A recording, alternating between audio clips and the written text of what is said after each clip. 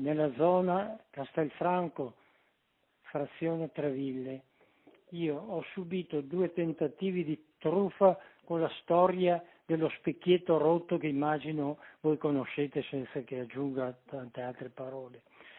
E anche questi qui erano stranieri. Racconta le sue disavventure alla segreteria di Antenna 3. Un anziano di Castelfranco chiede aiuto alla redazione sfogandosi per la sensazione di impotenza provata dinanzi all'ennesimo tentativo di truffa subito.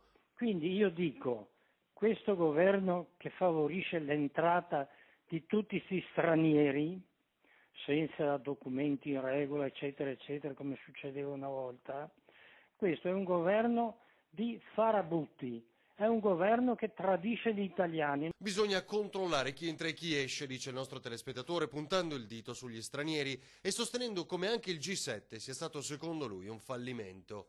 Anche il G7 è stato un fallimento completo. Se Gentiloni fosse stato un De Gasperi avrebbe detto no, adesso sulla faccenda immigrati o chiariamo o io vi pianto in asso e vado via. Lo dico ad Antenna, è diventato ormai l'unica possibilità di avere voce, un appiglio sicuro, una forma per esserci e farsi sentire, senza filtri. Tutti questi stranieri fanno soprattutto danni, ostia, ma lo vogliamo capire?